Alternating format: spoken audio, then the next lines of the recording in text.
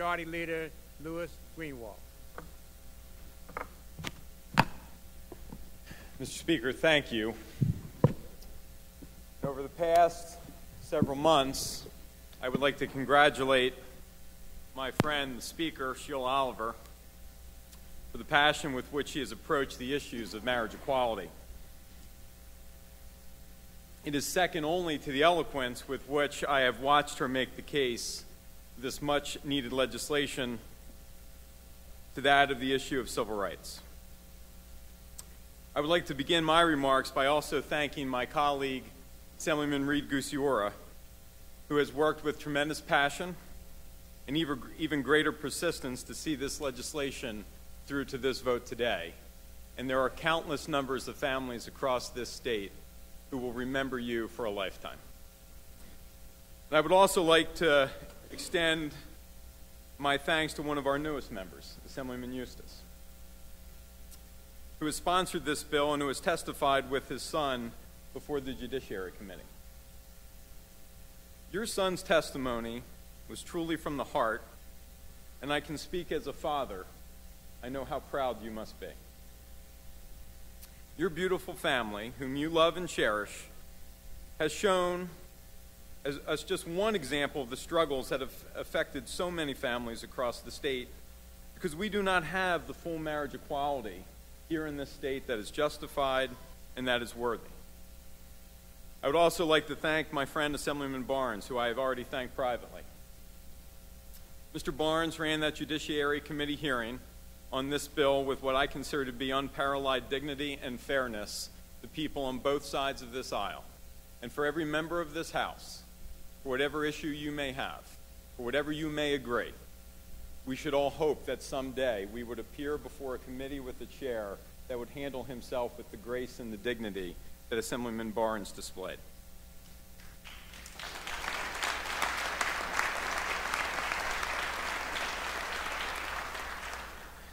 I know there are nervous feelings on this debate. Welcome to the oath that you have taken. This is why we are here. If every bill was 80-0 and on consent, you wouldn't need us. But I believe with the comments of those who have been made in the past that when we look back on time, we will be standing in a moment in history what we have decided to do, and the passion with which everyone has brought to this argument will be reflected as times go on. I want to thank all of my colleagues who have engaged in this passionate, most important civil debate. In today's landscape of 30-second sound bites and petty political politicization, today's thoughtful remarks respect the importance of the public policy debates on issues that affect so many families. And that is the key word that boils down this debate into the essence: families, yours and mine. This debate is not theatrical. This debate is not academic. It is not about sound bites. It is not about poll numbers or pundits or special interests. It is about families, and it is about our values. This debate today is about answering for me one simple question: is our Constitution worth the paper that it has been printed on? Will we provide the true equality under the law that all families deserve, yours and mine?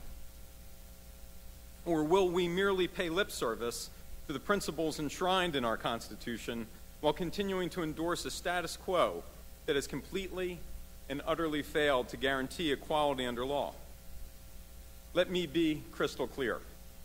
Our Constitution is the greatest document on the face of the earth. It stands for something, and it means something.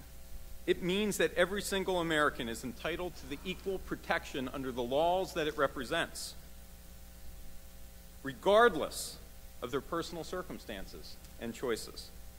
Denying gays and lesbians the right to marry violates this fundamental value of our society: the right and expectation of every single one of our citizens to be treated equally under the laws identified by that Constitution. By any measure, civil unions have failed to live up to those fundamental values and the principles by which we as a legislature thought that when we passed that years ago, it would uphold. That is why enacting marriage equality is about honoring the bedrock principles of our nation, even if those of us who do not agree with them Make no mistake, today we are casting a vote that will be written about in history books. Each and every one of us will and should vote our conscience. And 50 years from now, marriage equality will be the law of the land here, not just in New Jersey, but across our nation. And our kids and our grandchildren are going to look at this day, a day like today, and wonder, what was all the fuss about? But the fuss is about families. This is about families like Tim Eustace's family. Men and women, parents and children, who are bonded through deep commitment and deep love, who work hard to pay their taxes and contribute to their communities. It is not the kind of family that we cherish, but the love of family that makes our country and our state great. Is our Constitution worth the paper it is printed on? Will we treat all of our families equally under the law? Or will we single out some families for separate and unequal treatment as a matter of law? For me, this question is easy to answer. The time for equality is now. The governor and some of the members of this body have said we need to put this question of fundamental civil rights on the ballot. I understand that. I understand that question. But we have heard often today the history of ballot questions on civil rights issues and how New Jersey, in fact, rejected giving women the right to vote in 1915 when that question was put on the ballot.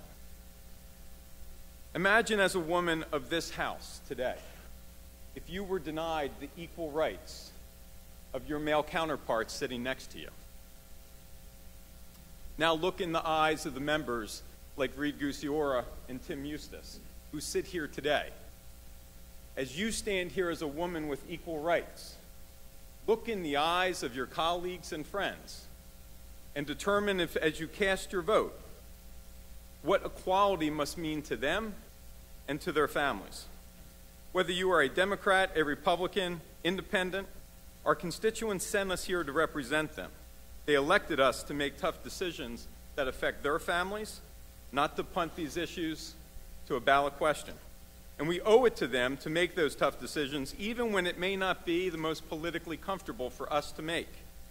Now is not the time to punt. Now is the time to stand up for what is right. Yes, our constituents sent us here today, as every day, to address the most pressing issues of our time. And in New Jersey, yes, those issues are unemployment, where we rank higher than many of our neighbors. Yes, those issues today continue to be ever-increasing property taxes. And yes, for many of our residents, it is about access to quality health care. But why should access to a mortgage in New Jersey be denied to a couple because there are two women as opposed to a man and woman? Why should access to quality health care be denied to a spouse who goes in to check on the well-being of a person they have been committed to for 30, 50 years because they are of the same sex? So as we fight for those bedrock principles and the challenges of our time, if we cannot fight for them equally on an equal footing for all residents, they are not worth fighting for. Today, I will be standing for equality. Today, I choose to stand with my friends Reed and Tim, because our Constitution means something to me, because the founding truths of our state and of our nation mean something to me, and because the families of New Jersey cannot afford for us to wait 1 minute longer for truly equal treatment under the law. Because as history has shown us, not just in this country but in others, when we discriminate against one segment of our society, discrimination against any segment of our society remains alive and must be challenged. Today, Madam Speaker, I stand with you and the courage to make this A1. And I stand with my friends, and for my friends, Reed and Tim, I will vote yes. Thank you very much.